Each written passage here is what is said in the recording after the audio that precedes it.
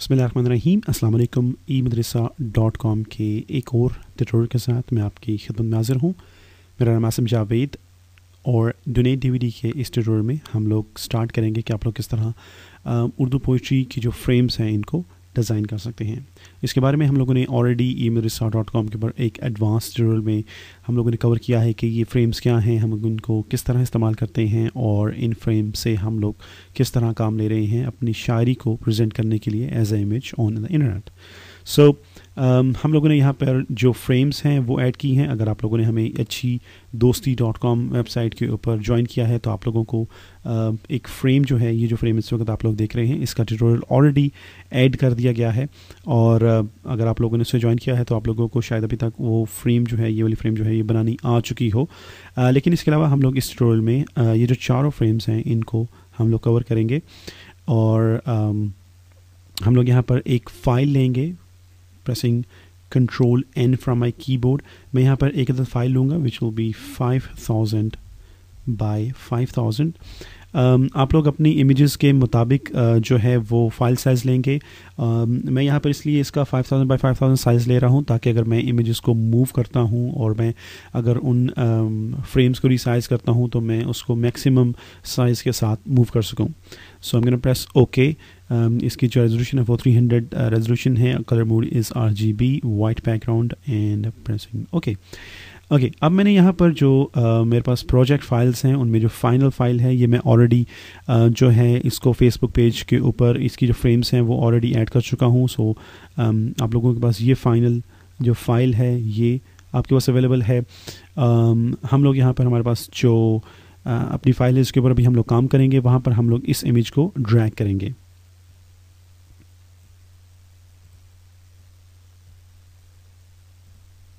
सो जैसे कि हमारे पास ये जो फाइल साइज़ है ये बहुत बड़ा है तो आप लोगों को इसमें जो इमेज है वो बहुत छोटा सा नज़र आएगा। बट हो सकता है कि अगर आप लोग अपना फाइल साइज़ चूज़ करें तो उसमें आप लोगों को ये इस तरह नज़र ना आए।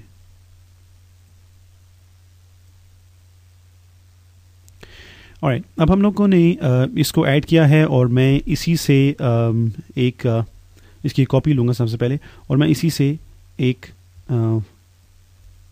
लाइन पूरी मुकम्मल करूँगा फ्रेम की। सो मैं यहाँ पर ऑल्ट की मदद से इसकी कॉपी ले रहा हूँ। बाय प्रेसिंग शिफ्ट मैं इसको अलाइन कर रहा हूँ और मैं इसको दोनों को आपस में जोड़ रहा हूँ। So like this you guys can make a straight line using all of these pieces. Control E to merge these layers. So मैंने यहाँ पर इसको एक मुकम्मल लाइन में बनाया है। सो मेरे पास यहाँ पर इस वक्त दो जो ऑब्जेक्ट्स हैं वो हैं, एक तो स्मॉल पीस है और एक उसी को हम लोगों ने जोड़ के एक लाइन में तब्दील किया है। सो मैं इसको हमें थोड़ा सा जूम आउट करूंगा।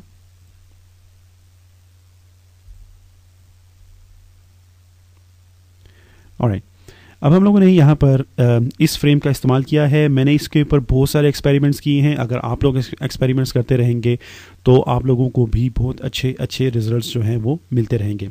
सो हम लोगों ने जो सबसे पहले इसके ऊपर फ्रेम जो है उसको तैयार करेंगे। सो उसके लिए हम लोगों ने सबसे पहले जो अमल किया है उसमें मैं इसको थोड़ा सा और बड़ा करता हूँ ताकि आप लोगों को और अच्छी तरह से समझ आ सके।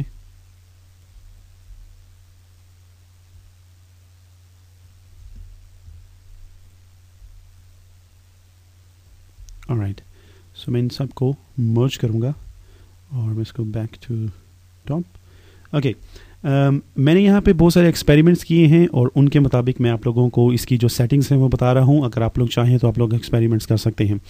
इसमें जो सबसे पहले मैंने जो चीज़ इस्तेमाल की है मैंने इसको ट्रांसफॉर्म किया है। सो मैं जाऊँगा एडिट में, एडिट टू फ्री ट्रांसफॉर्म। हम लोग यहाँ पे फ्री ट्रांसफॉर्म का इस्तेमाल करें ताकि हम लोग इसको रोटेट कर सकें। अब अगर मैं इसको यहाँ पे ऐसे रोटेट करूँगा तो आप लोग यहाँ पे ये रोटेट के ऑप्शन में इसका जो नंबर है उसे चेंज होते देखेंगे। सो मैंने जब एक्सपेरिमेंट किए हैं और उस वक्त मैं अपने जितने भी स्टेप्स हैं उनको साथ साथ लिखता जा रहा था तो मैंने इन तमाम स्टेप्स को राइट डाउन करने के बाद, इसको रिमेंबर करने के बाद मैं आपको यहाँ पर ये सब कुछ बता रहा हूँ। सो बाय डिफ़ॉल्ट तो आप लोग जब इसको मूव करेंगे तो आपको नंबर चेंजेस नज़र आएंगे। बट मैंने यहाँ पर जो चीज़ अप्लाई की थी वो थी 36 रोटेट। सो मैं इसको डबल एंटर प्रेस करके मैं इसको कंफर्म कर रहा हूँ। मैंने यहाँ पे जो फ्री ट्रांसफॉर्म किया है उसके बाद मैंने यहाँ पर एडिट, ट्रांसफॉर्म और वार्प को चूज़ किया था, और चूज़ करने के बाद हम लोग यहाँ से जो फ़िश का ऑप्शन है, जो फ़िश वार्प है, उसको हम लोग चूज़ करेंगे। इस फ़िश वार्प में अब अगर आप लोग का यहाँ पर इसका जो बैंड है उसे करते रहेंगे, सो जब तक आप उसे मूव करते रहेंगे आप लोगों को इसका मुख्तलिफ जो रिज़ल्ट है वो नज़र आता रहेगा। अब यहाँ पर ये हम लोग माइनस में काम कर रहे हैं, लाइक दिस। हम लोग अगर इसको मूव करते हैं राइट साइड की तरफ तो हम लोग एक लिमिट के बाद प्लस में काम करते हैं, और अगर हम लोग इसको माइनस में लेके जाना चाहें तो हम लोग इसको माइनस में भी लेके जा सकते हैं। सो मैंने यहाँ पर जो चीज़ टाइप की थी वो थी -45 and I press enter 2 time. So ये जो मेरे पास इस वक्त वार्प है वो आया था।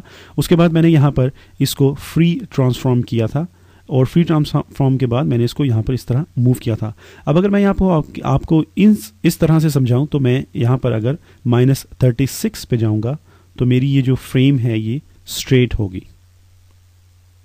सो अगर मैं यहाँ पर इवन माउस से काम कर रहा हूँ तो मैं अपना रोटेट जो है उसको अगर मैं याद रखता हूँ तो मुझे पता होगा कि मैंने अपनी जो फ्रेम है उसमें किस तरह से वार्प ऐड किया था, उसको ट्रांसफॉर्म किस तरह किया था, उसको रोटेट किस तरह किया था। सो मैंने ये जो इतने स्टेप्स हैं इनको राइट डाउन किया है, और राइट डाउन करने के बाद मैं अब आपको ये जो फाइनल ट्यूटोरियल है ये बना के दिखा रहा हूँ। सो इसमें मेरी कोई भी मिस्टेक नहीं होगी।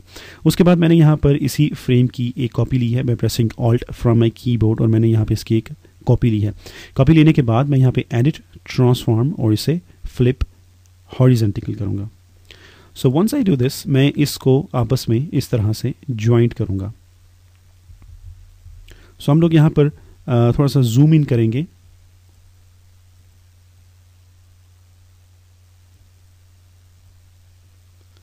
और मैं यहाँ पे इसको थोड़ा सा स्क्रॉल करूँगा ताकि आप लोग इसको बड़ी आसानी से देख सकें। ओके, सो मैंने यहाँ पर ये जो हमारे फर्स्ट जॉइंट्स हैं इनको मैंने मुकम्मल तौर पे जोड़ा है, और उसके बाद मैंने यहाँ पर अपना जो पॉलीगन लेज़र टूल है इसका इस्तेमाल किया है। यहाँ पर ये जो जॉइंट है, ये जो जॉइंट आपको नज़र आ रहा है, मैं इससे मिलाने की कोशिश करूँगा।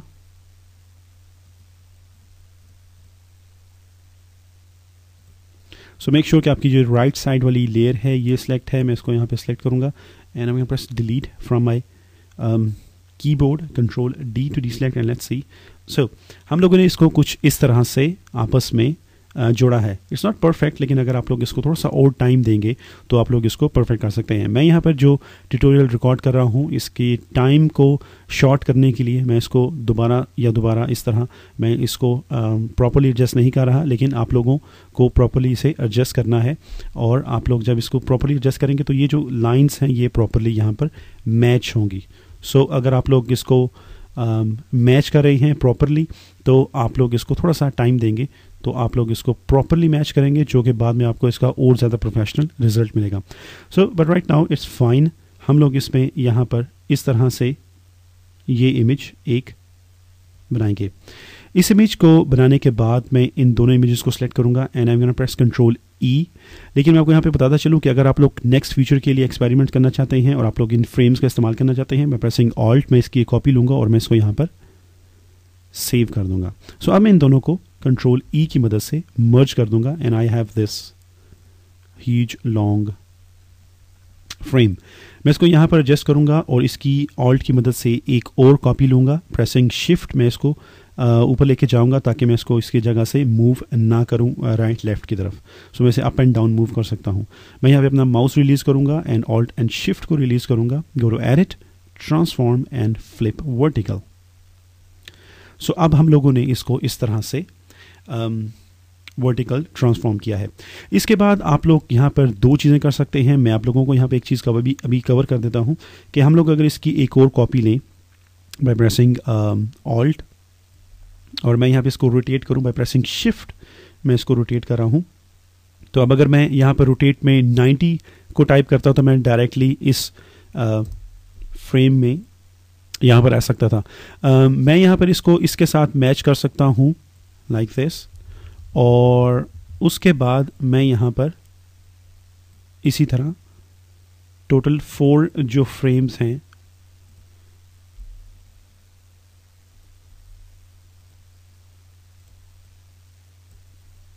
सो इसको हॉरिजॉन्टली करके मैंने इस तरह इसको मैच किया है। अब मैं यहाँ पे आप लोगों को एक बात बताना चाहता हूँ कि आप लोगों को ये जो 4 कॉर्नर्स हैं इनको आपस में एडजस्ट करना होता है। इनको हम लोग बहुत शॉर्टली एडजस्ट करेंगे। यहाँ पर आप लोग ये इस एक स्टाइल से आप लोगों ने ये एक फ्रेम देखी है। यहाँ पर अगर मैं इन दोनों इमेजेस को रिमूव करता हूँ और इसका जो डिस्टेंस है उसको मैं यहाँ पर कम करूँगा लाइक दिस, और मेरे पास कोई ऐसा प्रोजेक्ट है या मेरे पास कोई ऐसा इमेज है जहाँ पर मुझे एक शेर को लिखना है या कोई छोटा सा वाक़या लिखना है, तो मैं इसको यहाँ पर शिफ्ट की मदद से रोटेट करूँगा और रोटेट करने के बाद मैं इसको रीसाइज करूँगा। So if I am resizing this,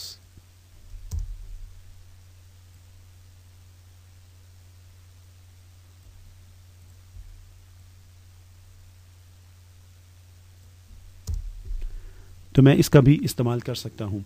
well, अगर आप लोग इस तरह कर रहे हैं तो आप लोगों को हमारे पास ये जो स्ट्रेट लाइन है और ये जो इमेज है इसको दोबारा से रिक्रिएट करना पड़ेगा एक छोटी शेप में। सो आप लोग अगर छोटी शेप लेंगे तो इसकी जो विड्थ है वो इसके मुताबिक होगी, मगर इसकी जो लेंथ होगी वो छोटी होगी। सो हम लोगों ने यहाँ पर ये जो चीज़ यूज़ की है या यहाँ पर हम लोगों ने ये जो इसको यूज़ किया है, आप लोग इसको थोड़ा सा शॉर्ट कर देंगे। सो जब आप लोग इसको शॉर्ट करेंगे तो यहाँ पर आप लोग इसके साथ इसको मैच कर सकते हैं। सो ये जस्ट एक एक्सपेरिमेंट है आप लोगों के साथ शेयर करना कि आप लोग किस तरह बहुत सारी चीज़ों पे एक्सपेरिमेंट कर सकते हैं। It's not only this poetry frame, आप लोग बहुत सी चीज़ों पे एक्सपेरिमेंट कर सकते हैं और बहुत सी चीज़ें कर सकते हैं। सो मैं यहाँ पे इसको डिलीट करूँगा और डिलीट करने के बाद मैं यहाँ पर इसकी एक और कॉपी लूँगा by pressing Alt and I am just gonna rotate this to confirm that. मैं यहाँ पर इसको डिलीट कर रहा हूँ कुछ देर के लिए और फिर मैं इसको यहाँ पर एडजस्ट करूँगा।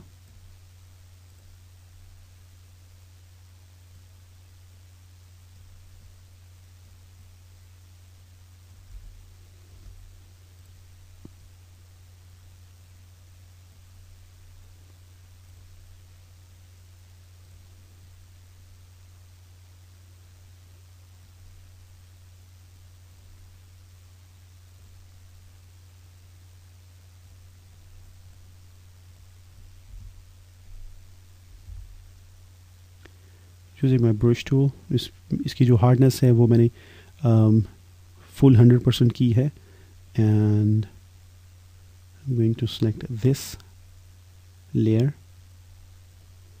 एंड लेट्स जस्ट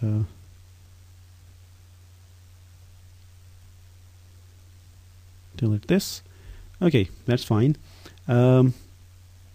मैं इसको एक्चुअल पिक्सल पे लेके जाऊंगा और मैं इन दोनों layers को select करूँगा and I'm going to press Ctrl E to merge these layers और इसको just zoom out करेंगे थोड़ा सा। सो हम लोगों ने ये जो 5000 by 5000 ली है उसका फ़ायदा ये है कि हम लोग इसको आराम से इसकी जो मूवमेंट है वो कर सकते हैं। हमारी जो फाइल्स हैं वो कैनवस से बाहर नहीं जाएंगी। I'm going to press Alt और मैं इसकी एक कॉपी लूँगा और कॉपी लेने के बाद going to edit, transform and flip horizontally और इसको हम लोग एक दफ़ा ट्रांसफॉर्म करेंगे फ्लिप वर्टिकली और अब हम लोग जो है इसको इसी तरह दोनों कॉर्नर से इसको मैच करेंगे।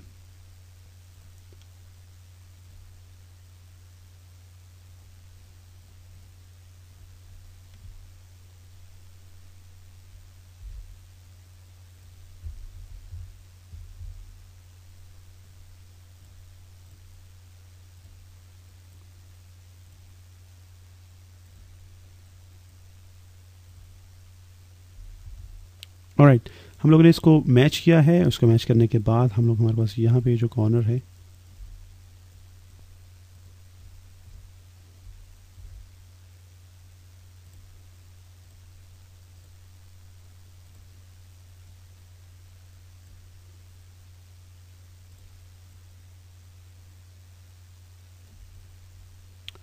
हम लोगों ने ये जो दोनों कॉर्नर्स हैं इनको मैच किया है और मैच करने के बाद हमारे पास ये जो रिज़ल्ट है वो कुछ इस तरह से हमारे सामने आया है।